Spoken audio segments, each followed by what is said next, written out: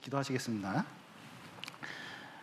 사랑과 은혜가 풍성하신 하나님 아버지, 죄 가운데 있었던 저희를 주님의 피로 우리의 모든 죄를 사하시고 우리를 구원하심 너무나 감사드립니다. 우리가 마지막 시대에 살고 있습니다. 더욱 확실한 징조를 우리에게 보여주셨고 또 여러 말씀들이 우리 시대에 이루어지는 것을 보고 있습니다. 우리가 정신을 차리고 더욱 열심을 품고 주를 섬길 수 있도록 도와주시고 우리 주변에 이루어진 많은 영혼들에게 이 복음 전함으로 구원의 역사가 우리 가운데 나타날 수 있도록 도와주시옵소서. 또 우리 형제 자매님들 코로나 시대 때 여러 가지로 신앙생활하는데 어려움이 있었습니다. 그 마음 회복시켜 주시고 또 우리가 진정한 마음으로 이 마지막 시대를 살아낼 수 있도록 도와주시옵소서. 또 숨은 죄 있다면 주님께서 긍휼히 여겨주시고 또 사해 주시고 또 기쁜 마음으로 깨끗한 마음으로 주 앞에 나아가 더욱 진실한 마음을 가지고 신앙생활을 할 수 있도록 도와주시옵소서. 오늘 교제의 시종도 주님께 맡기며 예수님 이름으로 기도드렸습니다. 아멘. 오늘은 이제 어머니 원래 때 배우는 말씀들을 배우겠습니다. 히브리서 11장 보시겠습니다. 히브리서 11장 23절 말씀 보시겠습니다. 23절 말씀. 신약성경 366페이지 히브리서 11장 23절 말씀 제가 읽겠습니다. 믿음으로 모세가 났을 때에 그 부모가 아름다운 아이임을 보고 석 달 동안 숨겨 임금의 명령을 무서워 아니하였으며. 오늘은 모세의 부모 아브람과 요게벳, 발음을 잘못하면 아브라함으로 드는데 아므람입니다. 아므람과 요게벳, 이 두 부모를 통해서 우리가 이제 교훈을 몇 가지 보려고 합니다. 특별히 모세를 낳은 이 시대가 자녀를 하나님의 사람으로 키우기에 굉장히 어려운 때입니다. 특별히 애굽 왕이 이제 타민족이 들어와서 요셉을 알던 왕을 물리치고 새로운 정권이 들어섰습니다. 그 역사적 사실입니다. 그래서 히브리인에게 좋게 대했던 애굽 왕이 이제 완전히 다른 나라 사람으로 바뀌었기 때문에 이 이스라엘 사람들을 압박을 했거든요. 그런데 이스라엘 사람들이 타민족이 들어온 사람들보다, 중국도 마찬가지입니다. 여진족하고 몽골 족속 때문에 청과 진이 생겼죠. 근데 사실은 오랫동안 지배를 중국이 당했습니다. 소수 민족에게. 그런데 다른 소수 민족이 들어와서 그 나라를 차지한다면 불안하잖아요. 그런 것처럼 정권을 잡고 보니까 이 나라에, 애굽이란 나라에 자기들만큼 숫자가 많은 민족이 있었습니다. 이스라엘 민족이거든요. 그런데 그 민족에 대해서 여기 출애굽기 보시겠습니다. 여기 붙잡으시고 출애굽기 1장 보시겠습니다.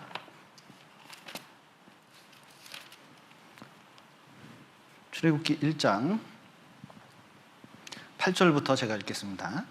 요셉을 알지 못하는 새 왕이 일어나서 애굽을 다스리더니 그가 그 신민에게 이르되 이 백성 이스라엘 자손이 우리보다 많고 강하도다. 자, 우리가 그들에게 대하여 지혜롭게 하자. 두렵건대 그들이 더 많게 되면 전쟁이 일어날 때에 우리 대적과 합하여 우리와 싸우고 이 땅에서 갈까 하노라 하고 감독들을 그 위에 세우고 그들에게 무거운 짐을 지어 괴롭게 하여 그들로 바로를 위하여 국고송 비동과 라암셋을 건축하게 하니라.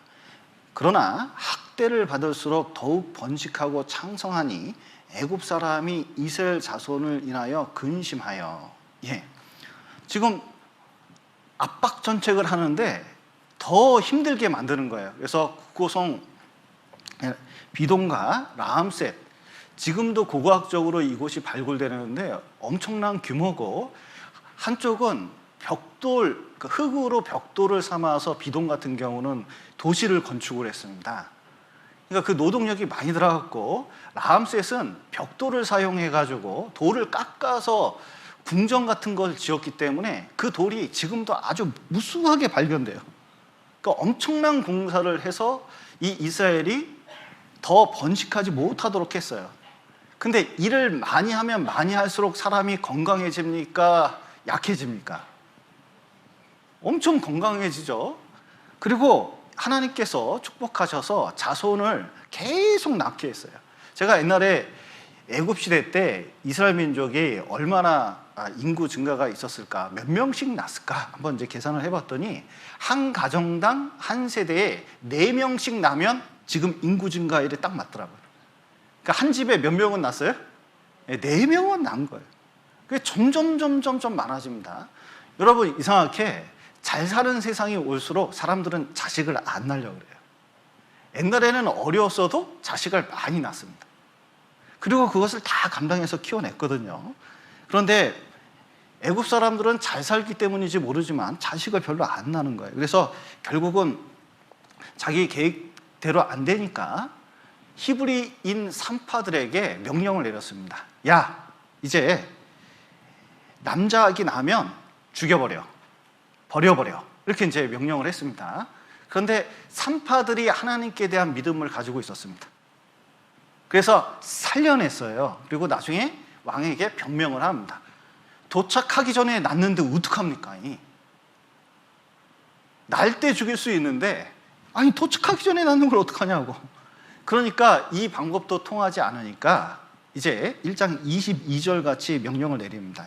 22절 보시면, 그러므로 바로가 그 모든 신민에게 명하여 가로되 남자가 나거든 너희는 그를 하수에 던지고 여자여든 살리라 하였더라. 예.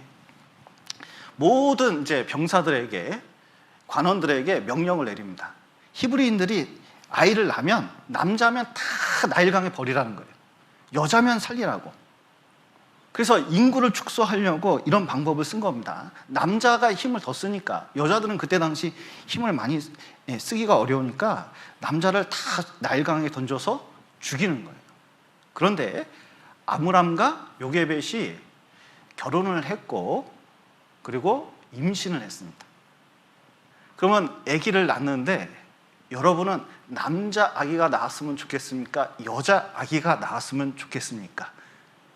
지금 말고 출애굽 시대에 살았다면 여자아이가 나오기를 간절히 바랐겠죠. 왜냐하면 남자아이가 나오면 내가 자식을 죽여야 되는 아주 비극적인 일이 있기 때문에 그렇습니다. 예수님 때도 마찬가지입니다. 예수님 태어나고 1년 이하의 아이들은 싹 죽였잖아요. 헤롯 대왕이. 왜요? 네, 메시아가 난다는 그 소문 듣고 정치적으로 자기를 대적하는 사람들을 싹 다 죽이는 정책을 썼거든요. 아기까지 그 범위 안에 포함시킨 거예요. 얼마나 잔인합니까? 그때도 아이 키우기 힘들었는데 지금도 마찬가지입니다. 지금도 그리스도인들이 그리스도인 자녀를 올바로 키우기, 그러니까 하나님 자녀로 키우기가 얼마나 어려운지 몰라요. 공중에 권세 잡은 자는, 이 사단은 이 세상에서 세상이라는 시스템을 사용해서, 그리고 육신이라는, 죄성이라는 것을 사용해가지고 모든 그리스도인의 자녀들에게 문제를 일으키고 죄에 빠지고 구원 못 받게 하고 세상에 살게끔 하려고 얼마나 노력을 하는지 모릅니다. 세상은 무한 경쟁의 시대입니다. 놀라운 것은 필요 이상 공부를 너무 많이 해요. 저 공부 할 만큼 했습니다. 근데 필요한 게 몇 개가 되는지 모르겠어요. 회사 들어가 봤더니 사실은 내가 아는 지식이 모두 필요한 게 아니었어요. 알고 보면 그렇게 많이 필요하지도 않아요. 그런데 무한 경쟁이기 때문에 계속 그걸 요구해요. 미국의 아마존이라는 회사가 있습니다. 세계에서 제일 부자가 경영주거든요. 베이 존스? 하여튼 뭐 등등 이렇게 대머리 아저씨가 한 분 계신데, 이분께서는 어떻게 하냐면 회사가 작을 때 같이 이렇게 회사를 키워가던 사람들이 있었습니다. 노동자들이 있었는데 회사가 커지고 자기 회사에 지원하는 사람들이 많아졌어요. 학력 높은 사람들이. 그러니까 학력 낮은 사람들을요, 갑자기 다 잘라버렸어요. 아주 잔인한 사람이에요. 그러니까 세상에서는 필요 이상 많은 걸 배우게 해요. 그리고 스마트폰이라는 것을 사용해가지고 사람들 어렸을 때 그것을 많이 보면 뇌가 변성이 되거든요. 중독이 됩니다. 거기서 빠져나올 수가 없어요. 아이들 때부터 그래요. 애가 눈 뜨고 철들고 엄마 옆에 핸드폰 있는 거 보고 요 조그만 진짜 아무것도 못할 것 같은 이 손가락으로 뭐부터 하는지 아세요? 뭘 아는지 이거부터 콕콕 누르기 시작해요. 나중에 아이들이 교회 와서 뭐 하는지 아세요? 머릿돌을 보는지 아세요? 성경을 보는지 아세요? 기도를 하는지 아세요? 다 게임하고 앉아서 뛰어놀지도 않아요. 공도 차지 않아요. 그러니까 아예 스마트폰을 통해서 완전히 이제 점령을 해 나가고 있고, 그리고 점점 이 세상은 점점 발전하게 되는 것 같지만 여러 가지 이제 참 하나님께서 우리나라 보호하시는 거에 너무 감사한데 세계는 점점 경제적으로도 어두운 쪽으로 가고 있습니다. 여러분, 아무리 공부를 잘해도 아무리 뛰어난 가문에 있고 권력을 잡아도요, 하나님 말씀에 배반한 사람이 탁 나타나면 이게 문제가 생겨요. 사람들은 케네디를 좋아해요. 그러니까 케네디 대통령을 되게 좋아하거든요. 그런데 케네디 대통령 때 케네디가 한 일이 뭔지 아세요? 미국은 청교도 정신이 있는 나라입니다. 1달러에 그 하나님을 믿는 믿음 안에서라는 이 단어가 있잖아요. 우리는 하나님을 믿는다. 그게 아예 써놓을 정도거든요. 근데 공립학교에서 선생님이 수업하기 전에 기도하는 걸 금했어요. 우리 어렸을 때 국민교육헌장이나 뭐 이런 게 벽에 붙어 있었잖아요. 그 미국에는 이 옆에 십계명이 붙어 있었습니다. 여러분, 십계명이 얼마나 중요한지 몰라요. 저는 어린 아이들에게 십계명을 가르쳐야 된다고 생각하는 사람이에요. 왜냐하면 사람의 기본적인 윤리가 그 안에 다 들어있기 때문에 그래요. 아무리 복잡한 것 같아도 그게 아주 기준이 되는 거거든요. 근데 그거 빼놓으면 애들이 윤리의식이라는 게 점점 없어져요. 시간이 갈수록 그렇게 돼요. 그런데 그런 방법을 누가 가르쳐줬냐? 누가 시작했냐? 케네디 대통령이 했어요. 공립학교에서 기도하는 거하고 십계명하고 성경을 모두 때려치라고 했어요. 그거 가르치면 법에 위반돼서 잡혀 들어가요. 감옥 가는 거예요. 결국은 케네디 대통령 암살당했죠. 놀라운 것은 케네디 가가 그걸로 끝나는 게 아니에요. 그 이후에 자기 형 동생들이 얼마나 많은 사고로 죽었는지 몰라요. 자기 자녀들이 얼마나 병으로, 그리고 자기 아내까지 금방 시집 가버렸어요. 딴 데로. 자기다 아내 놓고 장례 치르자마자 시집을 가버렸다니까요. 아내는. 그리고 집안 아이들이 지체도 많고 정신적인 우울증도 많고 사고도 많아서 얼마나 많은 사람이 죽었는지 모릅니다. 케네디 하면 미국의 대표적인 그 가문입니다. 귀족 가문이라고 할 수가 있어요. 그리고 정치 권력도 가지고 있습니다. 부도 가지고 있습니다. 엄청 똑똑해요. 그런데 망해버렸어요. 하나님 말씀대로 살지 않으면 아무리 세상에서 똑똑하고 능력이 있어도 여러분, 이 망하는 거예요. 그런데 모세는 이런 악한 시대에서 어떻게 하기로 결심했냐면 정말 이 모세를 잘 키우기로 아주 결심한 사람들입니다. 믿음이 있던 사람들이에요. 여기 한번 히브리서 11장 한번 보시겠습니다. 우리도 이 시대에 케네디 가처럼 공부 잘하고 능력 있고 권력 있는 사람 키우는 게 중요하다고 생각할지 모르지만 여기 모세의 부모처럼 믿음으로 자녀를 키우는 게 중요합니다. 여기 히브리서 11장 23절 보시면 믿음으로 모세가 낳았을 때에 그 부모가 아름다운 아이임을 보고 석 달 동안 숨겨 임금의 명령을 무서워 아니하였으며 말씀하셨는데, 여기 모세가 낳았을 때 그 부모가 그랬거든요. 놀라운 것은 출애굽기를 읽어보면 아내 요게벳의 믿음이 나타나 있어요. 그러니까 아내의 믿음에 강조하고 있어요. 아빠는 안 나오거든요. 그런데 사도행전에 보면 아버지의 믿음이 강조되어 있습니다. 그런데 오늘 본문에 있는 히브리서 보면 누구의 믿음이 나타나 있죠? 부모의 믿음이 나타나 있어요. 그러니까 부부가 같이 믿음으로 모세를 키우려고 동일한 마음으로 일관성 있게 키워줬다는 것을 알 수가 있습니다. 여러분, 부모님들이 자녀 양육에 대해서 굉장히 어려워합니다.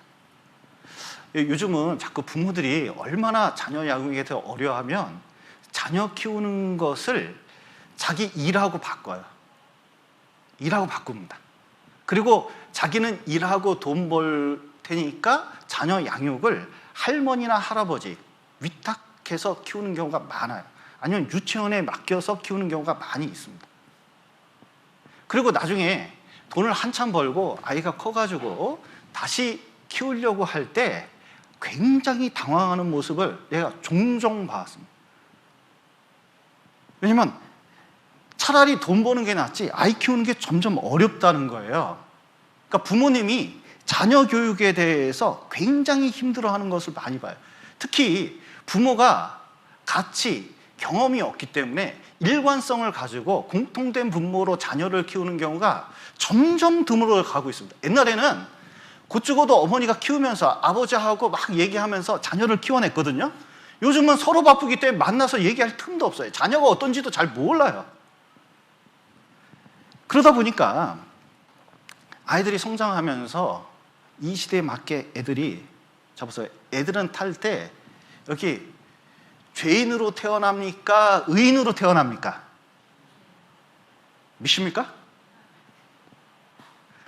커가면서 이 죄성이 슬슬 나타날까요? 이 죄성이 저기 아주 선한 것만 쫙쫙쫙쫙 나올까요? 이거 나중에 깨닫고 나면 되게 힘들어져요.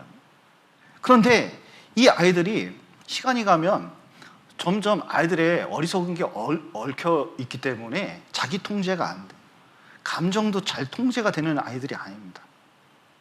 그리고 부모가 이렇게 했는데 아빠한테 이렇게 얘기하고 엄마한테 이렇게 얘기하고 할머니한테 이렇게 얘기하고 할아버지한테 이렇게 얘기해가지고 자기 원하는 것을 잘 드는 방법을 아주 지혜롭게 깨달아요. 누구보다 더 잘 깨달아요. 어떻게 부모가 얘 말만 믿다가는 뒤통수 당하는 게 한두 번이 아니에요. 게다가 상당수 가정에서 시간이 가면서 생계를 아빠들이 이어갑니다. 여러분, 이제 여기 엄마들도 계시고 아빠들이 계신데 이 아버지들의 가장 큰 특징은 엄마들은 일을 하다가 집안일을 할 수가 있어요. 근데 아빠들은 밖에 나가면 그 일은 자기 가정의 생존의 문제와 달려 있어요. 그래서 얼마나 치열하게 일하는지 몰라요. 제가 회사 다닐 때도 여러분 배울 만큼 배운 사람이잖아요. 몽둥이로 막 때려가면서 가르치려고 그래요, 선배가. 그래도 이씨 이럴 수가 없어요. 아니 꺾고 들어와도 그거 배워가면서 해야 돼요. 왜냐하면 자기 생계이기 때문에 그렇습니다. 뭐 남편들이 직장 가서 꿈을 이루는 거라고 오해하는 분이 있는데 꿈을 꾸는 남편들은 거의 없습니다. 그냥 먹고 살고 가족 부양하려고 그렇게 하는 거예요. 근데 보통은 아내들은 너무 힘들어요. 아이 키우는 것을. 나보다 힘든 일을 남편이 한다고 생각을 하나도 안 해요. 그리고 아기 키우면서 보통 조금 힘들면 자죠. 그리고 집안일은 언제 하면 남편 들어올 때 그때부터 시작하는 거예요. 그리고 남편이 안 한다고 이제 떼를 쓰기 시작하면서 되게 이제 남편이 자기 욕구를 들어주기를 원하는 경우가 많이 있죠. 그래서 남편이 와이프 행복하게 하는 방법이 한 500가지 정도 된답니다. 그래서 안아준다, 뽀뽀한다, 명품백을 사준다, 요리한다, 청소한다, 처가에 잘한다, 같이 쇼핑한다, 뭐 등등. 그런데 남편을 행복하게 하는 방법은 3가지면 된대요. 먹인다, 재운다, 가만히 둔다. 얼마나 편리한지 모르겠어요. 그러니까 들어오면 가만 놔두면 되는데. 그런데 실제로 남편도 파김치가 돼서 들어오지만 자녀가 있을 때는 이제 아버지의 의무에서 벗어날 수가 없습니다. 유대인들도 아버지가 엄청나게 일하면서 자식을 많이 낳기 때문에 목숨 걸고 일하고 밤 늦게 들어와요. 유대인이라고 정상적인 활동을 이렇게 일찍 들어와서 자녀 교육 다 시키고 그런 게 아닙니다. 그런데 늦게 들어와서 하는 일은 자녀를 위해서 기도하고 그리고 그를 위해서 성경을 읽어주는 일을 보통 하죠. 그리고 진짜 중요한 것은 부부가 서로 상의하는 거예요. 여러분, 자식은 엄마에 대해서 부모에 대해서 엄청나게 요구를 많이 합니다. 제 길 가다가 한 5살짜리, 4살짜리 하고 부부가 가는 걸 봤어요. 세상에, 내가 지나가는 사이에 엄마, 아빠를 몇 번 하는지 아세요? 엄마라는 단어를? 한 20번을 연달아 하더라고요. 그 엄마가 매일 대답을 해줘야 돼요. 그리고 커가면서 요구를 얼마나 많이 하는지 몰라요. 이제 시간이 성장하면서요, 그 질문에 대해서 올바로 대답한다는 게 쉬운 게 아닙니다. 애들이 얼마나 머리가 좋은지 몰라요. 사실 부모보다 한 수 위인 경우가 많아요, 본능적으로. 그런데 이때에 가장 필요한 게 부모의 협동이에요. 그러니까 엄마, 아빠가 서로 하나가 되지 않으면 일관성 있게 자녀를 키우기가 어려워요. 자녀가 어떤 요구를 했을 때 엄마는 금방금방 결정을 하려고 합니다. 왜냐면 내 수하에 있기 때문에 이건 이렇게 해야 되고 저건 저렇게 해야 되고 요건 이렇게 했으면 좋겠으니까 아버지와 아무런 상의도 없이 그냥 막 결정하는 경우가 많아요. 그런데 사실은 아이를 할 때 일관성이 중요하기 때문에 엄마가 안 통하면 아빠에게 가고 부부에게 안 통하면 다른 방법을 취한다는 걸 알아야 돼요. 그렇기 때문에 남편하고 이것저것 상의해 보는 게 굉장히 중요합니다. 남편을 위해서, 자녀를 위해서 일관성이 있는 그 공통 분모를 가지고 자녀를 가르치려면 그렇게 해야 돼요. 예를 들어서 자녀가 커가면서 5학년, 6학년, 중학교 1학년 뭐 등등 이렇게 되면 이 아이들이 드디어 사춘기가 오기 시작하는 애들이 있어요. 안 그런 애들도 있습니다. 저 같은 사람. 저는 사춘기가 뭔지 몰라요. 그런데 어떤 아이들은 사춘기를 심하게 알아요. 그러면 이 아이가 친구들하고 사귀면서 늦게 들어오기 시작합니다. 여러분, 이 아이가 몇 시에 들어왔으면 좋겠습니까? 8시, 9시, 10시, 11시. 자, 몇 시에 들어왔으면 좋겠습니까? 얘가 자꾸 11시에 들어오는 거예요. 그런데 엄마는 9시에 들어왔으면 좋겠어요. 근데 아빠는 프로노아 다니게 하라가 철학이기 때문에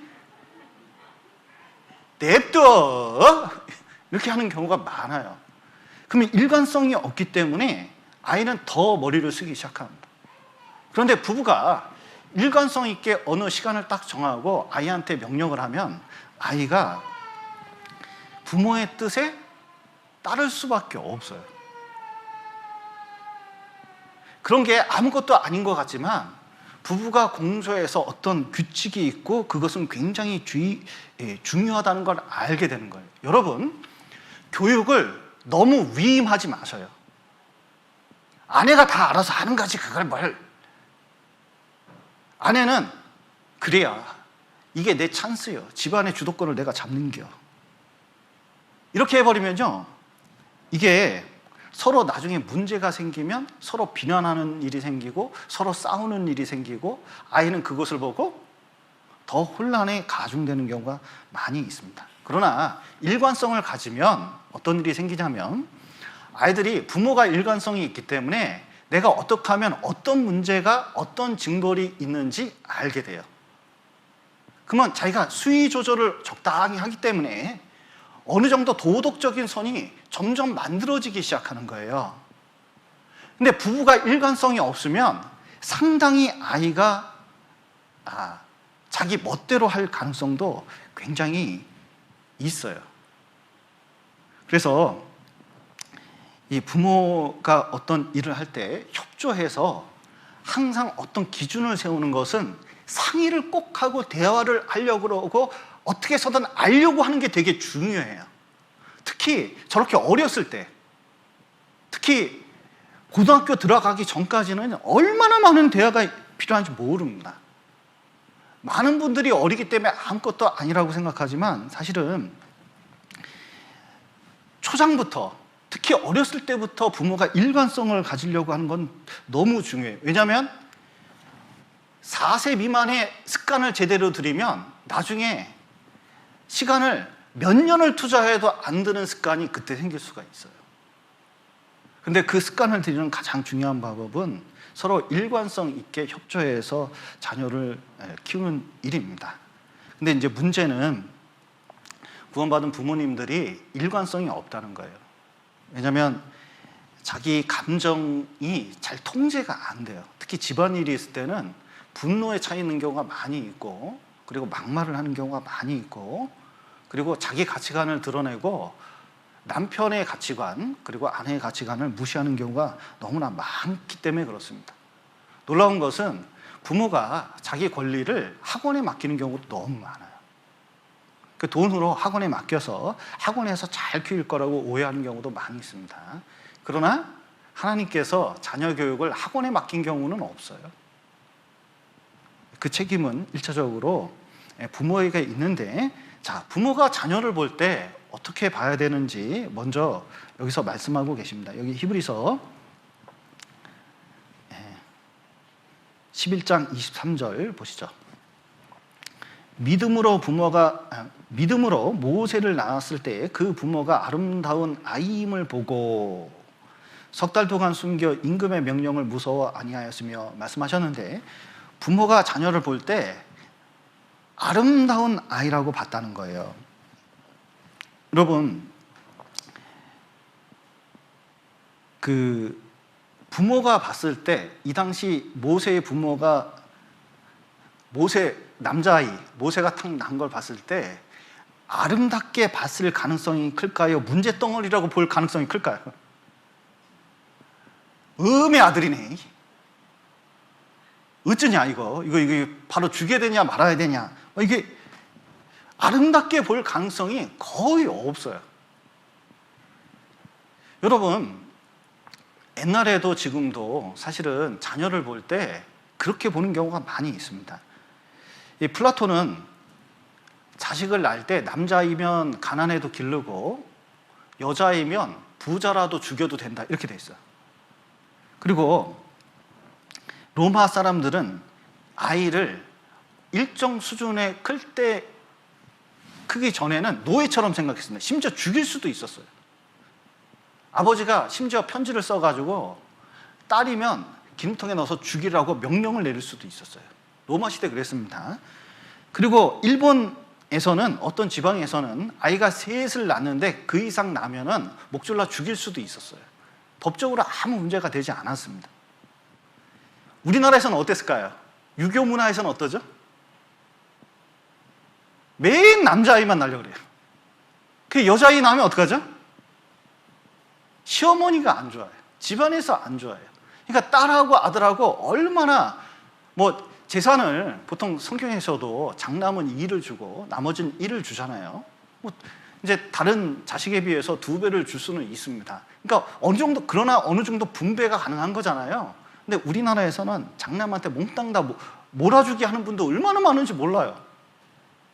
저는 진짜 익산교회 가서 그 설교를 할 때 첫마디에 우리 이제 할머니, 할아버지, 형제 자매들 계시길래, 어르신들이 계시길래, 큰아들 좋아하시죠? 서두를 말씀 전하기 전에 서두를 그렇게 이제 시작을 했는데 저는 대답을 안 하실 줄 알았어요. 근데 저 많은 인원이 단체로 네, 그런데 깜짝 놀랐다니까요. 그러니까 아이를 볼 때 편향적으로 가르치는 경우도 많이 있었습니다. 과거에 그랬던 거예요. 모세 때는 남자아이가 문제덩어리였는데 우리나라에서는 여자가 문제가 되는 경우가 많이 있었던 거죠. 그러나 지금 시대는 어떻습니까? 아기를 안 낳으려고 그래요. 왜 그러죠? 돈 많이 들어간다고. 그러니까 아기가 골칫덩어리인 거예요. 임신이 골칫덩어리가 되는 거예요.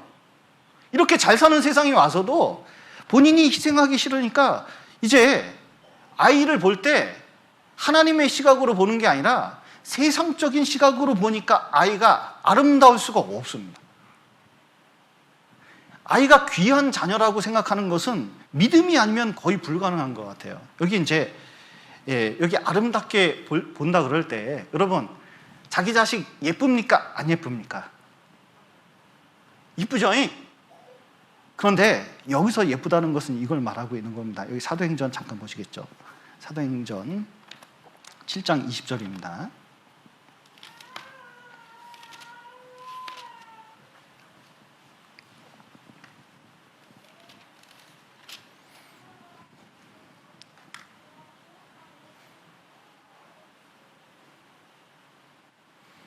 네, 7장 20절. 7장 20절 제가 읽겠습니다. 그때 모세가 낳는데 어떻게 아름답다고요? 하나님 보시기에 아름다운지라. 그 부친의 집에서 석 달을 기르더니 말씀하셨는데, 중요한 것은, 아름다운 것은 이 모세가 낳는데 사회적으로는 굉장히 문제가 되고 굉장히 부담스러운 상황이고 왕의 명령을 지켜야 되는 상황인데도 불구하고 이 아이에게 하나님의 뜻이 있고 하나님 보시기에 아름다운 자녀로 본 거예요. 믿음으로 아니면은 그렇게 볼 수가 없습니다. 여러분, 제가 종종 말씀드리지만 이 시대 가장 큰 문제는 이거예요. 자녀를 키우는데 비용이 많이 든다고 생각을 하는 겁니다. 그러니까 시대적 비용이 계속 세상에서는 신문에서 비용이 많이 든다고 얘기를 하는 거예요. 그러니까 그 영향을 그리스도인 부모도 영향을 받습니다. 그러다 보니까 이제 학원비, 이놈 학원비. 여러분, 학원이 아니면 아이를 교육할 수 없습니까? 그런데 부모가 자녀 교육을 포기하기 시작하는 순간에, 자기가 편하려고 하는 순간에 뭐냐면 바로 학원에 위탁을 하려고 그래요. 그런데 학원비가 과목당 점점 비용이 올라가서 30만 원씩 20만 원씩 합니다. 과목 2개 하면은요 60만 원이에요. 3개 하면 100만 원 돈이 막 들어가요. 고등학교 올라가면 더 많이 든다고 이제 생각을 합니다. 그러면 이것을 총 10년 동안 이렇게 이제 할 것 같으면요 비용이 엄청 들어가잖아요. 게다가 얘가 커가면서 학원만 듭니까? 옷도 들어갑니까? 또 먹는 것은 엄청 먹고 식비도 많이 들어가고 점점 돈이 많이 들어가니까 돈이 애 하나 키우는데 억수로 들어간다고 생각하는 거예요. 돈이 억수로 들어가고 아이를 먹여 살려야 되니까 어떻게 돼요? 이거 감당해내려면 알바를 해야 된다고 생각해요. 알바. 돈이 필요하다고 생각을 하는 겁니다.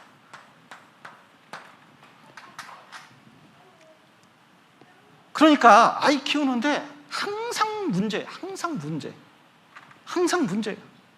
고통스러워요. 아름답지 않습니다.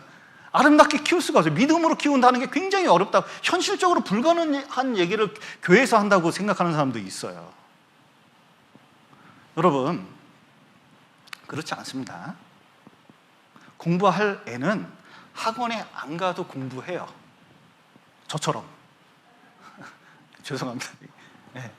학원에 안 가도 공부하려면 해요. 공부 안 하는 애는 학원 보내도 안 해요. 이걸 깨달아야 되는데 보통 고3 때 깨닫더라고요, 부모들이.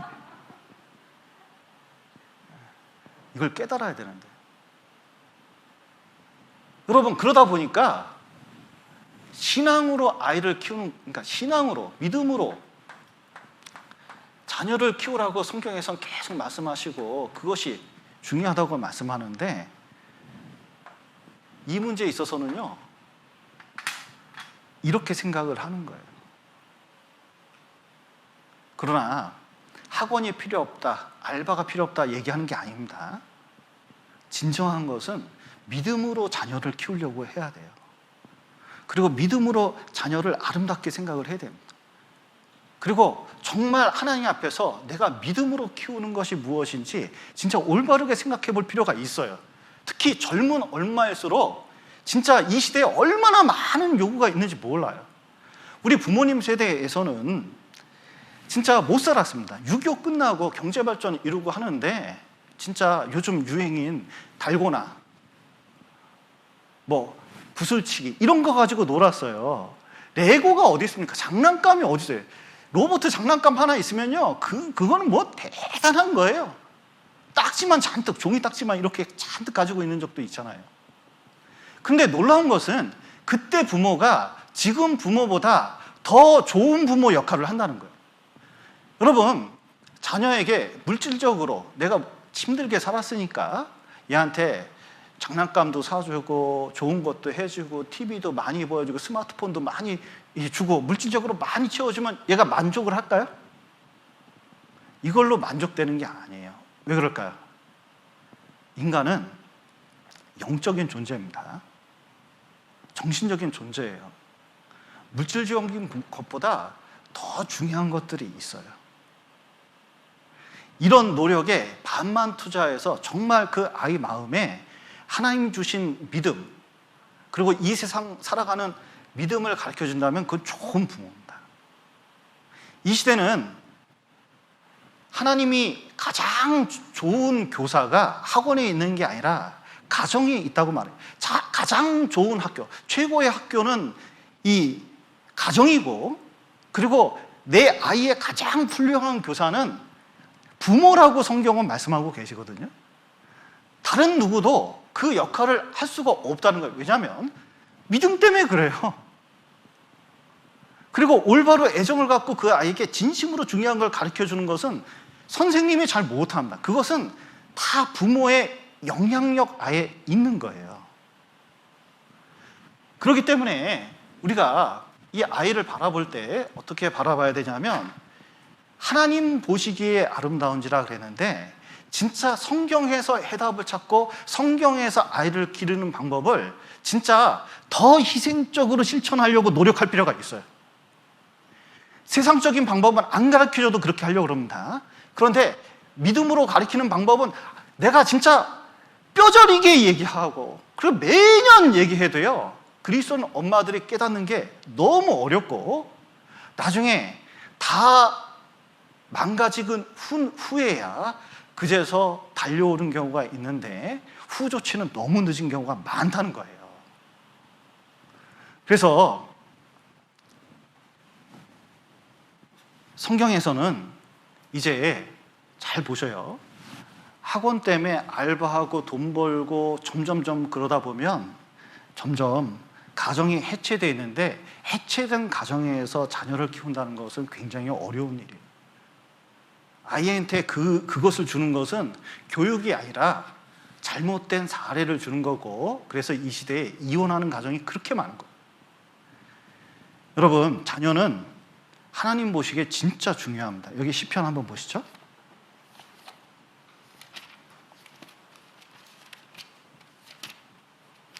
시편 127편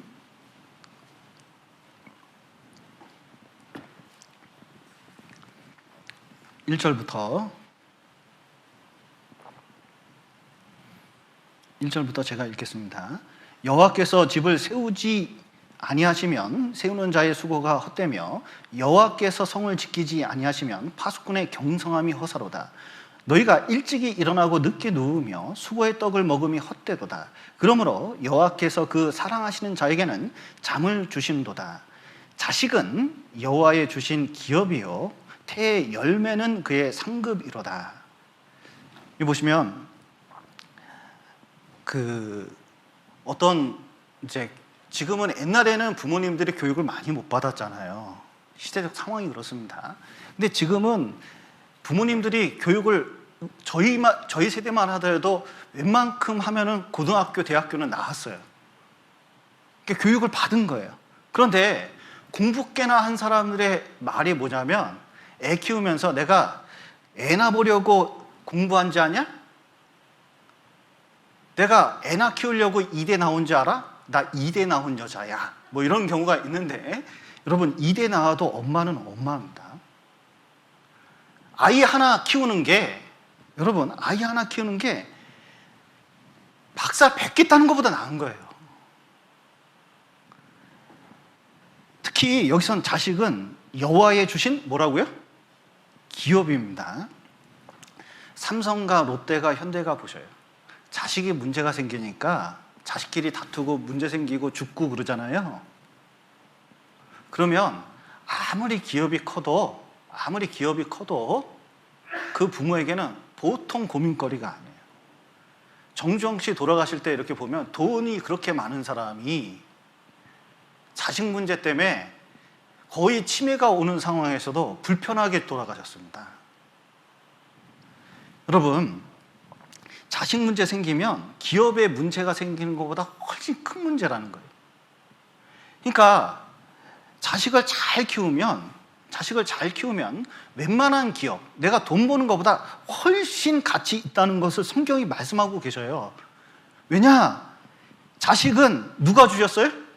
여호와의 주신 기업이기 때문에 하나님 보시기에 귀중한 존재로, 소중한 존재로, 아름다운 존재로 보는 시각을 가지고 있어야 된다는 거예요. 특별히 하나님 보시기에 귀중한데 왜 귀중하냐? 믿음을 심어줄 수 있기 때문에 그런 거거든요. 여러분, 자녀가 인생길에서 서울대 들어가면 아무 고민 없이, 아무 스트레스 없이 평생 잘 먹고 잘 살까요? 어떤 사람이 삼성 들어가면 잘 먹고 잘 살아가지고 평생 걱정 없이 떵떵거리고 살까요? 여러분, 그렇지 않습니다. 서울대 다녀도, 삼성전자를 다녀도 눈물 흘릴 일이 얼마나 많은지 아세요? 그리고 탑 클래스에 있으면요, 거기에 다툼이 얼마나 많은지 아세요? 얼마나 치열한지 아셔요? 제가 다니는 직장에 사무실에서 우리 부장님이 자살했어요. 목매달고. 스트레스 너무 받아가지고. 여러분, 이 세상 살아가면서 서울대 다녀도 죄의 유혹에 빠지면 그 사람 인생은 완전히 망가지는 경우가 많아요. 그래서 자녀를 하나님 보시기에 아름다운지라 그랬는데, 하나님 뜻대로 키우려고 그러고 하나님의 보는 시각, 하나님이 쓰실 인물로 키우는 게 이게 굉장히 중요해요. 그래서 하나님의 뜻 가운데 키우려면 어떻게 해야 되느냐? 이 부모에게 딴 건 말씀 안 하시고 요것만 지켜도 되거든요. 이 신명기 6장 한번 보시죠. 6장 6절 말씀입니다.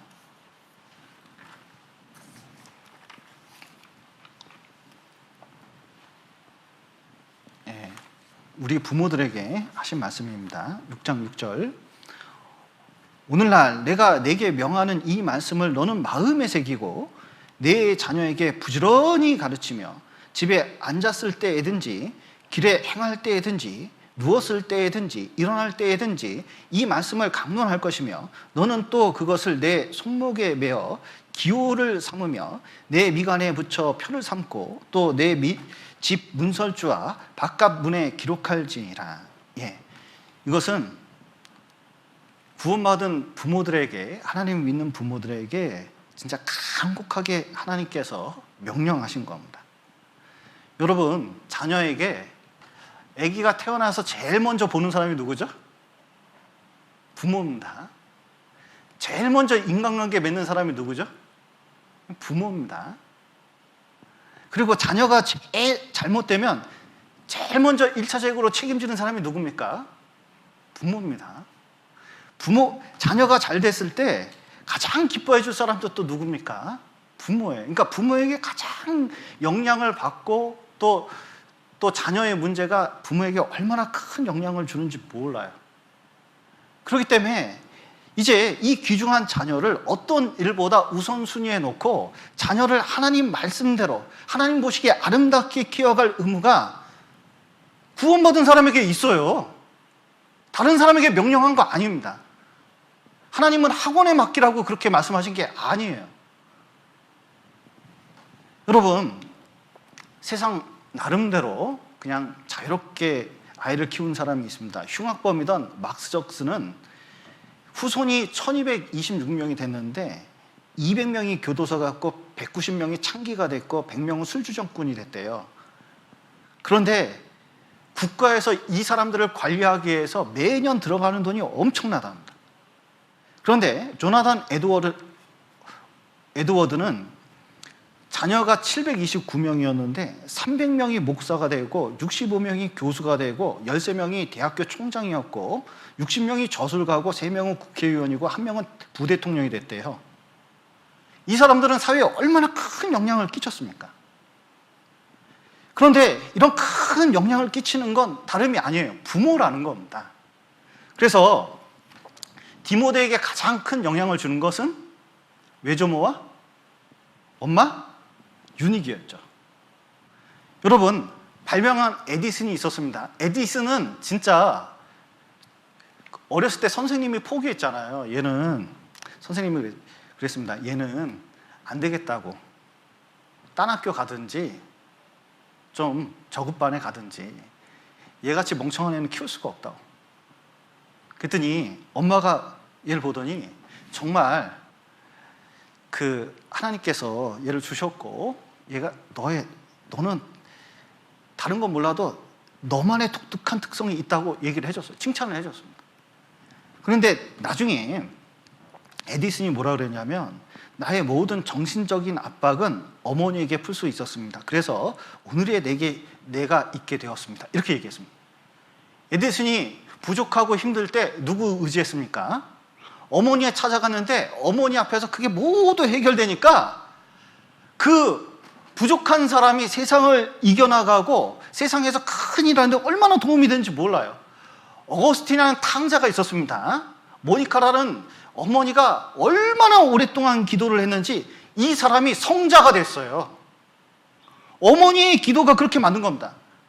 아브라함 링컨 보십시오. 링컨은 매일매일 성경을 어렸을 때부터 갓난아기 때부터 계속 어머니가 읽어줬습니다. 9살 때 어머니 돌아가셨어요. 천혜의 고아가 됐습니다. 그런데 어렸을 때 성경 교육한 게 아브라함 링컨에게는 얼마나 큰 영향을 끼쳤는지 몰라요. 처음에 부모가 하나님 말씀대로 키웠을 때 그것은 정말 이루 말할 수 없는 가치가 있습니다. 특별히 모세의 부모는 정말 모세를 아름답게 생각한 이유 중에 하나가 이 믿음은 말씀에 근거한 거 아니겠습니까? 이 말씀에 근거하는데 놀라운 것은 모세의 부모는 성경을 읽었던 사람이에요. 그런데 창세기 15장에 보면 아브라함이 약속을 받습니다. 예언을 받습니다. 이제 아브라함 때부터 400년이 흐른 다음에 그 나라에서 많은 재물을 갖고 나올 것을 예언했어요. 그런데 시점으로 보니까 딱 그때예요. 근데 모세를 보니까 아이를 보니까 아름다운 아이예요. 여기에 하나님의 뜻이 있다고 본 겁니다. 믿은 거예요. 그러니까 끝까지 지켜내려고 하는 겁니다. 얼마나 소중한 아이인지 몰라요. 여러분, 성경의 예언이 이 시대에 다 맞고 있습니다. 우리 마지막 시대를 살고 있어요. 그리고 지금 있는 아이들이 끝까지 살아갈지 주님 보실지는 장담할 수 없는 시대에 우리가 살고 있습니다. 저는 개인적으로 그렇게 생각해요. 내가 하나님께 먼저 갈지 하나님이 먼저 오실지 그건 아무도 모른다고 생각하는 사람이에요. 그런데 하나님은 끝까지 오래 참음으로 기다리고 계신 건 틀림없지만 시대는 점점 가까이 오고 있는 겁니다. 그 마지막 시대에 한 사람이라도 더 구원받고 한 사람이라도 올바로 서야 되는데 그 중에 내가 맡은 자녀는 얼마나 중요한 겁니까? 보통 중요한 게 아니에요. 내 사업보다 어떤 일보다 중요하기 때문에 그들에게 믿음을 올바로 심어주는 것을 우리가 명령받았고 그리고 그렇게 해야 된다는 거예요. 저는 개인적으로 최병순 목사님을 진짜 존경합니다. 아들 둘이 있었거든요. 그 아들 둘이 다 교회 안에서 키우는데 올바로 키우는 게 참 어렵습니다. 그런데 한번 식사할 일이 있었는데 둘 다 전도인 됐어요. 근데 한 명은 둘째가 의사입니다. 여러분, 의사면 전도인 시키고 싶습니까? 의사 했으면 좋겠습니까?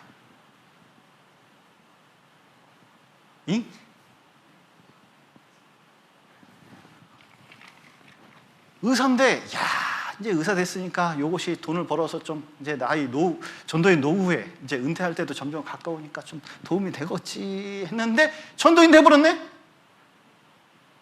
자, 전도인 돼서, 자, 전도인이 국내에 있었으면 좋겠습니까? 멀리 멕시코, 브라질 이런 데 있었으면 좋겠습니까? 아들 둘밖에 없는데, 하나는 코스타리카가 있고 하나는 저쪽 남미에 가 있어요. 명절 때도 볼 수가 없어요. 그나마 인터넷이 연결되는 거죠. 그러나 하나님께 드렸습니다. 진짜 아브라함이 이삭을 바치지 드렸어요. 그랬더니 자녀들이 얼마나 진짜 주님을 위해서 귀하게 쓰이는지 몰라요. 분명히 마지막 시대에 주님 만나게 되면 그 큰 은혜를 받을 것을 진짜 그분 볼 때마다 기억이 납니다. 여러분, 모세의 부모가 이렇게 살 수 있었던 것은 다시 한번 보시죠. 여기 히브리서 11장 23절입니다. 자, 자녀를 볼 때 우리가 주님 안에서 믿음으로 가장 귀하게 아이를 바라봐야 됩니다. 11장 23절, 믿음으로 모세가 낳았을 때 그 부모가 아름다운 아이임을 보고 석 달 동안 숨겨 임금의 명령을 무서워 아니하였으며. 예. 이제 자녀를 볼 때, 자녀를 키울 때 여러분 너무 무서워하지 마십시오. 이게 세상을 너무 크게 보면 분명히 그때 당시에도 히브리인 중에 남자아이를 버려서 죽인 사람이 분명히 있을 거예요. 아니, 왕이 요구하는데, 세상이 요구하는데 지금 왕이 명령을 안 지키면 우리 부부만 죽는 게 아니라 우리 가족만 죽는 게 아니라 자식들도 다 죽고, 그때 당시에 문헌을 살펴보면 친인척까지 다 죽였다. 그러니까 가문을 몰살시킨 겁니다. 그러면 아이 하나 죽는 게 낫지. 어떻게 아이를 살릴 수가 있냐. 그냥 바로 죽여버린 사람도 있을지 몰라요. 두려움 때문에 그렇게 한 겁니다. 그런데 세상을 두려워하면 그런 생각이 듭니다. 세상에서는 애들 다 달려가고 학원 가고 공부 저렇게 열심히 시키고 밤낮 없이 시키는데 맨 우리 아이는 토요일 날 교재 나와야 되고 주일 날 그 공과해야 되고 맨날 교재해야 된다도 있고 언제 공부해가지고 언제 대학 가냐, 이렇게 생각할 수가 있어요. 여러분, 공부할 일은 해요. 그런데 공부 잘하는 것보다 진짜 신앙에서 올바로 교회 안에서 잘하는 건 값을 매길 수가 없습니다. 왜냐? 나중에 대학 들어가서 잡으려고 그러잖아요. 그리고 나중에 취직해서 잡으려고 그러잖아요. 결혼해서 잡으려고 그러잖아요. 그게 안 돼요. 되는 게 아니에요. 잘 되는 게 아니에요. 대학 가기 전에 진짜 신앙을 잡아주지 않으면 안 되는데, 진짜 신앙을 어떻게 잡아주냐? 세상이 막 저렇게 쏜살같이 막 달려가는 것 같아도 내가 정신 차려요. 그거 두려워할 필요가 없어요. 그거 무서워하면 나도 계속 나만 뒤처지나? 여러분, 엄마들에게 물어보면 우리나라 교육을 누가 끌고 가죠? 우리나라 교육을 누가 끌고 갑니까? 이 교육제도를 이렇게 심하게 몰고 가는 사람이 누구죠? 옆집 엄마. 옆집 엄마가 우리 애는 4살 때 한글을 띄웠다, 책 전집 사다가 막 그걸 읽었다 부터 시작해서 애가 들어가는데 학습지 못 쓴다부터 시작해가지고 막 그러면요, 무슨 생각해요? 우리 애 보면 이게 바보 뭉칭이 같은 거예요.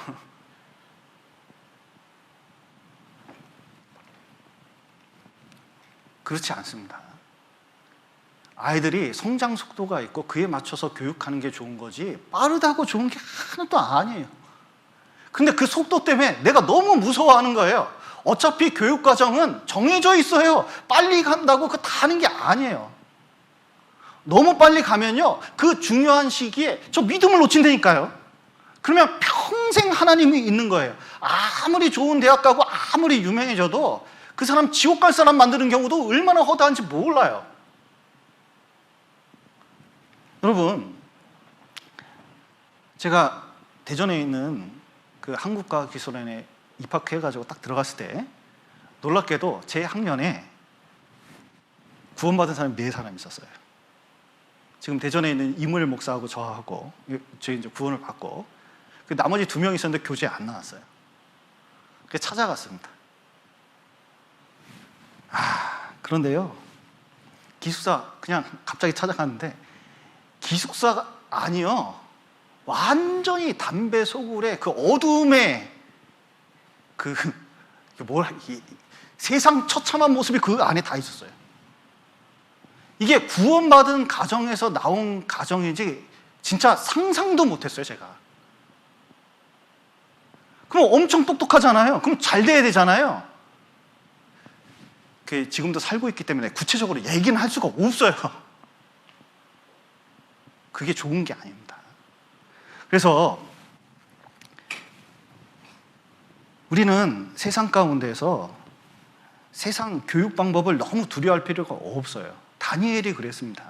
우리는 자식 키울 때 다니엘처럼 알아서 공부해서 똑똑하게 자랐으면 좋겠지만 우리 애들은 다니엘일까요? 다니엘이 아닐까요?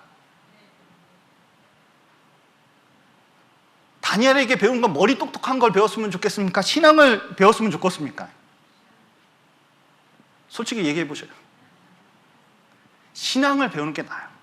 진짜로 그렇습니다. 특히 마지막 시대를 살아갈 때 다니엘을 지킨 건 실력이 아니에요. 믿음이었습니다. 믿음이 없으면 다니엘은 살아나지도 못해요. 그가 하나님 앞에 얼마나 정직하고 성실하게 살았는지 그걸 배울 필요가 있어요. 그래서 우리는 이제 그 두려움 가운데서 조금 믿음을 가질 필요가 있습니다. 여러분, 두려움의 반대는 용기가 아니에요. 용기는 근거가 자기 자신입니다. 나는 한다면 하는 사람이야. 나는 내 주관 가지고 살아. 이건 용기죠. 근데 믿음 가운데 있는 사람들은 정말 하나님이 원하시는 게 뭔지 그걸 봐요. 그리고 정말 아이가 망가지는 것 같아도, 어려움이 있어도, 진짜 문제가 생기는 것 같아도 그 뒤에 하나님이 계시면 반드시 회복하고 일으켜 세울 걸 믿을 수가 있어요. 시간 속에서 반드시 하나님 할 것을 깨달을 수가 있습니다. 그래서 세상 교육을 너무 두려워하지 마셔요. 제발 전직 같은 거 하지 마셔요. 그냥 애를 데리고 가서 도서관에서 책 고르는 법을 가르쳐 주셔요. 도서관의 책도 얼마나 나쁜 책이 많은지 몰라요. 그 중에서 좋은 책을 고르는 방법을 가르쳐 주셔요. 그리고 자기가 진짜 원하는 책을 하나하나 사주셔요. 자꾸 짐을 싸는 것처럼 엄청나게 싸워서 애들한테 어렸을 때부터 질리게 하지 마시고 정말 배움의 기쁨이 무엇인지 아이한테 가르치는 게 얼마나 중요한지 몰라요. 그래서 세상이 아무리 어렵고 힘들어도 믿음 가운데 있으면 아이들이 그것을 배우고 배웁니다. 제가 이제 대전에 있을 때 초등학교 4학년 애가 하나 왔어요. 머리가 그때 당시에 여기 살짝 물이 들었더라고요. 그래서 초등학교 4학년이 머리에 물이 들어야 속으로 생각했지만 말은 안 했어요. 그런데 이제 그 어머니하고 잠깐 얘기를 할 기회가 있었는데 어머니가 공주에서 구원을 받았는데 세상에 천주교 다니다 구원받고 천주교 다니다 우리 교회 다니니까 남편이 굉장히 싫어했대요. 대전에 이사 올 때 내가 집을 골라가지고 교회 못 다니게 해야지. 그래가지고요, 대전교회가 어디 있는지는 모르고 자기가 막 골라가지고 집을 탁 골라서 이제 이사를 왔는데 대전교회 200m 앞이에요. 이사하고 막 그 남편이랑 막 멘탈이 나가가지고 얼마나 화를 냈는지. 세상에 제가 교회학교에 있으면서 2번 그 아이 아빠가 와서 대전교회 정문에다가 그 되게 골목도 좁고 그 문도 작았거든요. 타이어에다가 휘발유 뿌리고 불을 넣고 성경책 찢은 게 2번이나 돼요. 그러니까 아침에 불려나갔습니다. 저 어떻게 하라고. 근데 사부로 막 술 먹고 때리는데 가서 말릴 수가 있어요, 저 이거. 눈물밖에 안 나더라고요. 근데 아이 데리고 그러고 있는 거예요. 어느 날 밤에 그 아이 아빠가 칼을 들고 이렇게 겨누면서 아이 엄마한테 얘기했습니다. 너 교회 다니래 안 다니래? 오늘 너 죽고 나 죽자 이렇게 했습니다.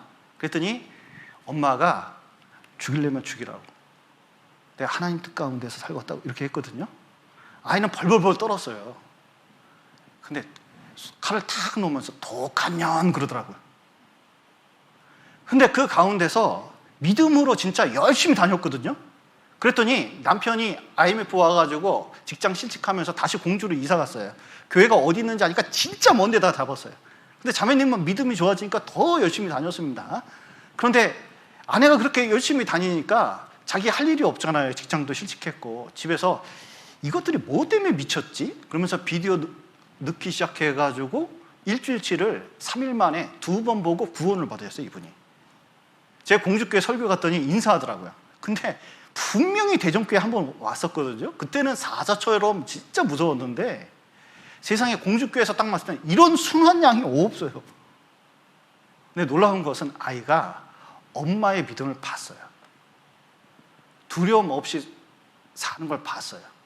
얘가 나중에 교대 갑니다. 공부 열심히 했어요. 그리고 믿음 가운데 살려고 얼마나 노력했는지 몰라요. 여러분, 우리가 믿음으로 사는 게 그만큼 중요해요. 아이들이 학습을 많이 했다고 좋아하시는 게 아닙니다. 우리는 그래요. 그리고 이제 모세의 부모가 모세를 키울 때 어떻게 했냐면 아이 키우는데 믿음이 있다고 방치한 게 아닙니다. 믿음은 행동을 낳아요. 그리고 최선을 다하게 돼요. 믿기 때문에 최선을 다해요. 저도 설교 준비를 할 때는 나름대로 최선을 다하려고 합니다. 이유는 뭐냐면 성령이 준비하는 가운데 역사하기를 간절히 바라기 때문에 그런 거예요. 여러분, 아랏 사람도 신을 믿습니다. 그리고 알라 신을 믿죠. 유대인도 여호와 하나님을 믿습니다. 근데 땅은 이스라엘도 척박하고 아랍도 척박해요.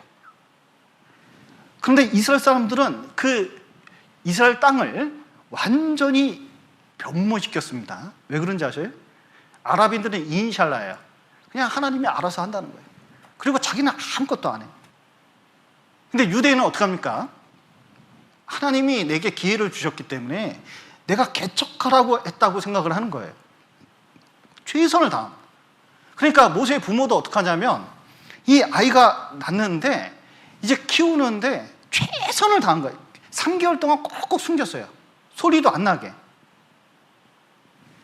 이게 왜냐하면 가족의 목숨도 달려있기 때문에 최선을 다했는데 3개월이 되니까 더 숨길 수가 없게 됐대요. 왜냐하면 3개월 정도 되면 아기가 울음이 커져요. 그리고 입을 다물 수도 없고 통제가 안 돼요. 게다가 여기 나오는 일화에, 유대 역사의 일화에 보면 애굽인들이 어떻게 아이를 찾아내냐면 애굽 아이를 데리고 다닌대요. 그리고 유대인 집 들어가서 애를 꼬집는데요. 애굽 애를 꼬집는데입니다. 그러면 앙 운대요. 그러면 숨어있던 아이가 그걸 못 참고 덩달아 운다는 거예요. 그러면 큰일 나는 거예요. 그러니까 더 이상 숨길 수가 없었습니다. 그래서 어떻게 했느냐? 바로 버리는 게 아니라 진짜 하나님께 맡기는 마음으로 바구니를 하나 구했습니다. 이게 아크, 이게 방주와 똑같은 단어가 쓰였어요. 방주 같은 걸 하나 탁 만들어가지고요, 역청으로 칠해서 물에 뜨게. 그래서 나일강에 띄워 보냈습니다. 정말 하나님께 더 이상 어떻게 할 수 없으니까 그때는 하나님께 맡기는 거예요. 우리가 그렇습니다. 인간이 할 수 있을 만큼 최대한 신앙생활을 하면서 최대한 하는데 안 되는 경우가 생겨요. 제가 IMF 만날 때 그 경험을 나는 최선을 다해서 신앙생활했고 최선을 다해서 직장생활을 했지만 인간의 한계를 뛰어넘더라고요. 이게 다 망하게 생겼어요. 그때는 어떻게 하느냐? 할 만큼 한 것은 하나님께 맡기는 거예요. 놀랍게 하나님이 도와주십니다. 방주가 이제 바구니가 둥둥둥 날강에 이렇게 이제 띄어져 가거든요. 그런데 자기 7살 많은 미리암, 누이가 애기 봤는데 너무 정이 들었는데 이게 애기를 나일강에 띄어서 죽여야 되는 그 광경을 보니까 너무 가슴이 아프잖아요. 그럼 나일강에 탁 띄우는데 이 강물이라는 게 그렇습니다. 강가 옆에다가 띄워놓으면 이 바구니가 강 중심으로 갈까요? 주변으로 갈까요? 너무 어려운 문제죠. 띄워놓으면 점점 가운데로 가는 게 아니라 이게 이상하게 옆으로 가요. 대부분 그렇습니다. 그래서 이제 옆으로 이렇게 하는데 미리암이 쫓아갔어요. 막 쫓아갔어요. 우리 애기 하면서 막 쫓아갔어요. 근데 둥둥 까는데 여기 숲이 이렇게 있고 거기에 바로 공주가 목욕하러 온 거예요. 아니, 공주면요, 왕궁에 좋은 목욕탕이 있을까요, 없을까요? 여러분, 목욕하면 여기 정읍천에서 하고 싶습니까? 집에서 하고, 목욕탕에서 하고 싶습니까? 집에서 하고 싶잖아요. 아무리 좋은 데도 풀숲이 있더라도 좀 거시기 하죠. 그런데 그때 당시 애굽 사람들은 나일강이 젖줄이라고 생각했어요. 그리고 알을 낳으면 잉태한다고 생각했기 때문에 여기 이제 젖새나 알을 낳는 것들이 나일강 주변에 많이 있어요. 그러니까 나일강에서 목욕을 해야 애를 낳는다고 생각을 한 거예요. 그래서 목욕을 하는데 애를 낳는다고 목욕하는 사람은 애가 있을까요? 애가 없을까요? 뭔가 이유를 모르겠지만 애가 별로 없는 여인 같아요. 그런데 쫙 떠가지고 쓱 들어더니 풀숲으로 들어갔더니 웬 바구니가 이렇게 오네요. 바로 공주가 이렇게 보다가 목욕하다 말고 탁 하니까 애가 너무 예뻐요. 예쁜데 이 아이 보고 애굽 애라고 생각했을까요? 히브리 애라고 생각했을까요? 거기에 딱 나와 있습니다. 히브리 애구나! 히브리 아이구나! 그러면 바로 죽여버립니까? 아니면 아들 삼습니까? 바로의 공주가 죽일 수도 있잖아요. 뚜껑을 탁 열어서 하면서 이때 어떤 이제 그 주석가는 바로의 공주의 모성애를 건드렸다고 얘기를 해요. 왜냐면 아이가 없는데 아이가 너무 아름다운 아이가 여기 있으니까 아들 삼고 싶은 거예요. 그래서 내 아들 삼겠다고 선언을 해요. 그건 놀라운 일입니다. 히브리 아이인데 내가 키우겠다고 작정을 한 거예요. 보는 순간 그렇게 얘기한 겁니다. 그럼 누가 말릴 수가 있어요. 그런데 데리고 가려고 그러는데 갑자기 수풀을 탁 제치더니 미리암 7살짜리가 공주님, 제가 유모 전매게 되잖아요. 유모 하나 시켜줄까요? 그래라 데리고 왔는데 누구 데려왔어요? 엄마 요게벳. 모세는 누가 길렀습니까? 그러면 엄마가 키웠어요. 특히 그 애굽의 어떤 왕궁이나 귀족들은 어떻게 하냐면 자식을 키울 때 직접 젖먹이는 경우가 없어요. 게다가 로마 시대까지도 아이를 13살 아니면 15살 심지어 17살까지 타인의 손에 맡겨서 다 큰 다음에 데려오는 습관이 있습니다. 그러니까 모세를 데려다가 어떻게 해요? 그냥 요게벳이 키우는 거예요. 자기 집에서 법적 보호를 받으면서 충분히 클 때까지, 장성할 때까지. 그리고 그 다음에 바로의 공주에게 데려가면 되는 거예요. 그러면 요게벳이 키우면서 이제 모세를 키울 날이 아론이나 미리암처럼 계속 데리고 있을 수가 없어요. 아기 때부터 키우는 거예요. 그러면 이름도 모세예요. 모세가 무슨 뜻이죠? 건져냈다는 뜻입니다. 건져낸 거예요. 그러니까 이 아이한테 이제 시간이 얼마 없어요. 어떻게 하겠습니까?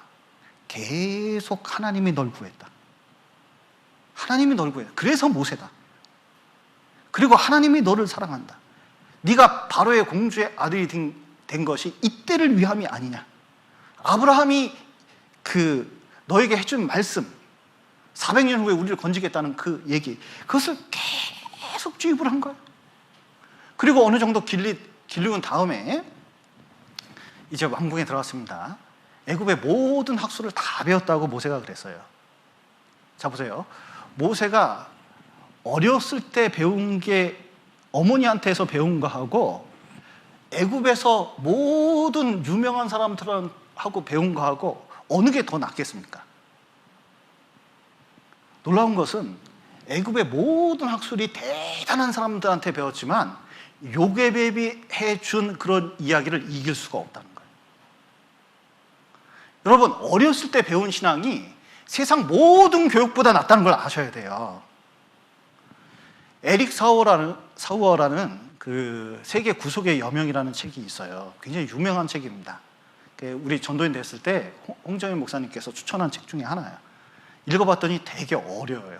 근데 놀라운 것은 세계 구속의 여명을 쫙 읽어봤는데 우리 성경 강연회하고 비슷해요.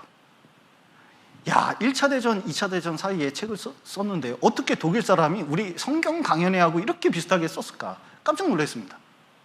아, 진짜 우리가 같은 마음으로 복음을 전하고 있구나, 이거 알았어요. 그런데 에릭 사우어의 이 생애를 좀 살펴보게 됐습니다. 이게 너무 유명한 사람은 아니잖아요. 봤더니 중학교 13살 때 중학교 들어갔는데 그때 구원을 받았어요. 구원을 받고 나서 동네 교회 조그만 데 다녔는데 그때 그 동네 애들을 다 끌고 와서 전도해가지고 한 100여 명 이상 전도했습니다. 에릭 사우어가. 근데 공부를 잘했어요. 그래서 우리나라로 하면 서울대인 그 베를린 대학을 들어갔습니다. 전공을 뭐 할까 했는데 성경에 유익하도록 철학과 역사를 공부를 했어요. 대단히 대단하잖아요. 근데 대학 졸업할 때 눈이 안 좋아지기 시작했어요. 의사가 요양차 밑에 내려가지 않으면, 시골에 가지 않으면 이 눈이 멀 거라고 얘기했습니다. 그런데 눈이 멀기 전에 이 사람이 무슨 생각을 했냐면 성경을 통째로 외우겠다고 결심한 사람이에요. 그래서 그때부터 성경을 외우기 시작해서 성경을 외운 사람이에요. 이 사람은 머릿속에 성경책 한 권이 다 들어가 있는 사람입니다. 그런데 대학 졸업할 때 이분이 이런 얘기를 했어요. 내가 교회 학교 때 배운 거 있는데 대학 들어와서 유명한 교수 또 유명한 책들을 많이 읽어봤는데 초등학교 때, 중학교 때 아이들 가르치면서 성경 배운 것보다 수준이 훨씬 낮았다는 거예요. 여러분, 교회 학교나 어렸을 때 배우는 이것들이 우리 아이들한테 얼마나 중요한지 몰라요. 요게벳은 어렸을 때 모세에게 가르친 것이 장성해서 80세 될 때까지 이게 잊혀지지 않았습니다. 그런데 우리도 진짜 유치원 때, 특히 영아부 있잖아요. 저렇게 조그만 애들 있잖아요. 저희 진짜 그 5세 이하의 엄마들에게 정말 간절히 부탁드리는 게 그때까지 선생님은 엄마예요. 엄마의 태도와 자세를 가지고 아이를 가르치는 겁니다. 그러니까 가장 직접적으로 가르치는 거예요. 그렇기 때문에 말씀 듣는 시간이나 여러 가지 말씀 들을 때 그 태도가 이 아이가 아무것도 모르는 것 같지만 이 아이한테 얼마나 영향을 주는지 몰라요. 그때 남편하고 대하는 태도나 아이하고 말은 통하지 않지만 계속 대하는 태도가 아이한테 상당한 영향을 키워요. 그래서 유대인들은 2세 때까지 유치원 교사가 월급이 대학 교수보다 많은 이유가 거기에 있어요. 왜냐하면 어렸을 때 그것이 평생 가기 때문에 그래요. 그런데 우리나라 엄마들은 그때는 아무렇게나 해도 상관이 없다고 생각을 하는 거예요. 그러니까요, 일정한 시간대로 움직이지 않아요. 그냥 자기 편하면 먹고 자기 편하면 자고 자기 편하면 그냥 아이들 내버려 두고 마음대로 생활을 하는 거예요. 그러니까 아이들이 어렸을 때부터 제대로 기준에 잡히지 않는 경우가 얼마나 많은지 아셔요? 자기가 교사라고 생각을 안 하기 때문에 그래요. 교회 학교 들어가고 초등부가 있고 고등부가 있습니다. 이 교육이 얼마나 중요한지 몰라요. 부모와 교사와 온 교회가 그때 집중해서 구원을 받고 신앙이 성장할수록 완전히 그 마음에 구원을 받을 뿐만 아니라 교회를 알고 교제를 알게끔 딱 하고 전도할 줄 알면요, 진짜 이 세상에 대학교육, 서울대, 하버드 나온 것보다 훨씬 귀중한 걸 깨달은 거예요. 그게 모든 것을 이겨버려요. 하나님과 동행하면서 이 시대를 뚫고 살아갈 수 있는 힘이 거기서 생기는 거예요. 그런데 많은 부모님들이 그 어렸을 때 아이를 키우는 것이 그렇게 중요하다고 생각하지 않는 거예요. 이 윌리엄 부드는 이런 얘기를 했습니다. 여러분, 마귀가 자녀들에게 죄를 가르치기 전에 빨리 손을 쓰십시오. 빨리 손을 쓰십시오. 그들에게 하나님을 빨리 가르쳐주지 않으면 마귀들이 여러분의 자녀의 마음에 불신을 심어줄 겁니다. 이런 얘기를 했습니다. 여기 그 월버트 차프만 박사가 얘기를 했는데, 예수 믿는 사람, 미국에 예수 믿는 사람 4,500명을 대상으로 그 조사를 해봤더니 400명이 10세 이전에 믿었습니다. 600명이 14세 이전에 믿었고, 그리고 600명이 16세 이전에, 그리고 1000명은 20세 이전에, 24명만이 36세 이후에 신앙을 가졌대요.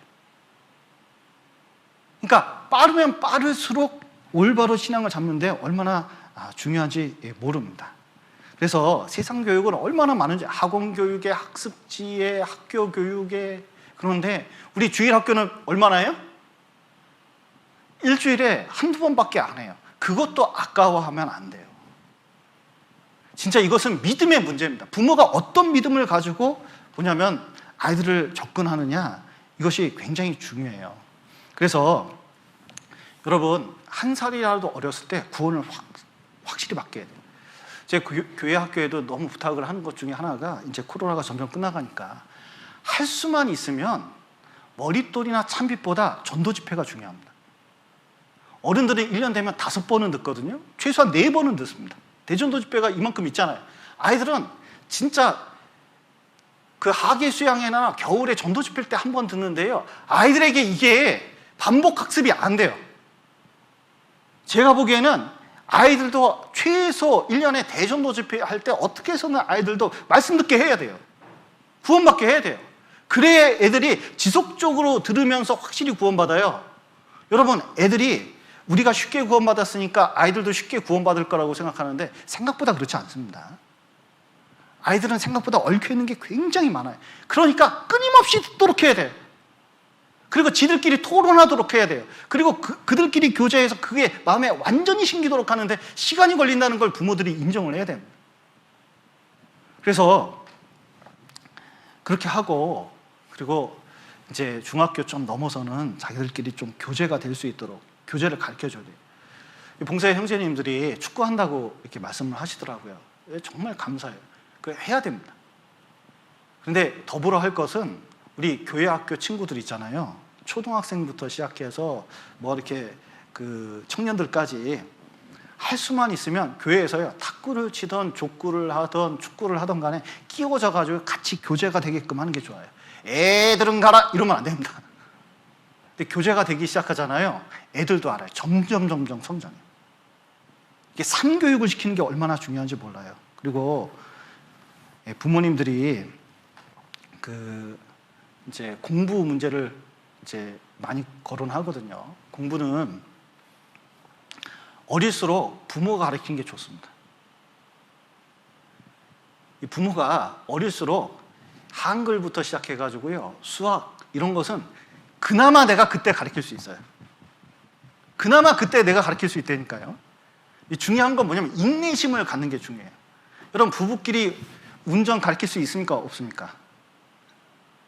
이혼을 할래요? 운전을 할래요? 되게 어렵잖아요. 근데 유대인들 가르칠 때는 엄마가 가르친다는 거예요.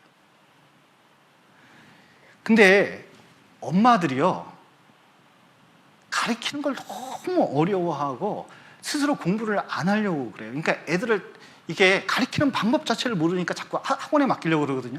그러나 정말 저학년일수록 기회가 좋아요. 자기 헌신된 마음을 가지고 이 아이를 진짜 이 순간 아니면 절대로 1년, 2년도 내가 가르칠 수 있는 기회가 없다는 걸 알고 그때 가르치면요, 그 배우는 자세가 아이로 하여금 학습하는 방법을 가르쳐줘요. 일본에 그 수학의 노벨상이라는 상을 탄 사람이 있어요. 그런데 그 사람이 어떻게 공부를 했냐면, 엄마가 있는데 그 엄마가 엄마는 초등학교도 못 나온 사람이에요. 수학 문제를 풀 수가 없잖아요.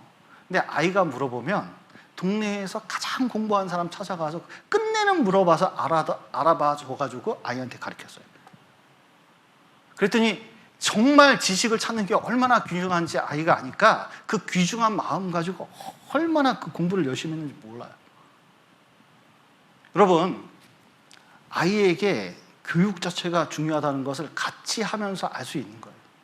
그래서 살림하고 또 여러 가지 일하면서 피곤하고 어려우시겠지만 여러분, 아빠도 그렇고 엄마는 더군다나 그렇고 진짜 이게 좀 헌신적인 마음을 가지고 좀 더 아이 교육에 신경을 쓰는 것은, 신앙 교육을 하려고 노력하는 것은 굉장히 필요합니다. 그래서 기도해주고 성경 같이 읽고 그리고 머릿돌 있을 때 같이 해주고 하는 습관은 정말 필요하다고 생각하고, 저는 진짜 참 그 부모로서 너무 잘 못했던 것 같아요. 요즘 정금이 보면서 반성을 많이 해요. 새끼를 4마리를 낳았는데 얘가 여기 데크에서 널브러지는 걸 그렇게 좋아했어요. 자유로운 영혼이에요. 자고 막 돌아다니고 때 되면 먹을 거 달라 그러고 얼마나 자유로운 영혼인지 몰라요. 새끼 딱 낳자마자 어떻게 하는지 아세요?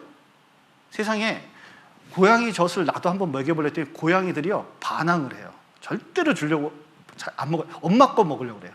왜 그런가 봤더니 인간은 할 수도 없어요. 고양이 젖은 3시간마다 줘야 된대요. 깜짝 놀랐다니까요. 잠도 안 자고 계속 먹여야 돼요. 그래서 제가 고양이를 관찰하려고 핸드폰을 그 안에도 넣고 얘가 어떻게 하나 봤는데, 세상에 고양이 젖을 계속 물리고요. 그 사이에 어떻게 하냐면 혀로 계속 고양이 새끼들 닦아줘요. 쉴 틈이 없어요. 진짜 정신 없어요. 먹이까지 구하러 다니면 정신이 없겠어요. 그런데 난 정금이 표정 보면 너무 놀라요. 그게 아무렇지도 않아요. 당연히 할 것을 한다고 생각을 하는 거예요. 그 보면 야, 참 인간으로서 너무 부족하다 이런 생각을 좀 개인적으로 많이 갖게 되었습니다.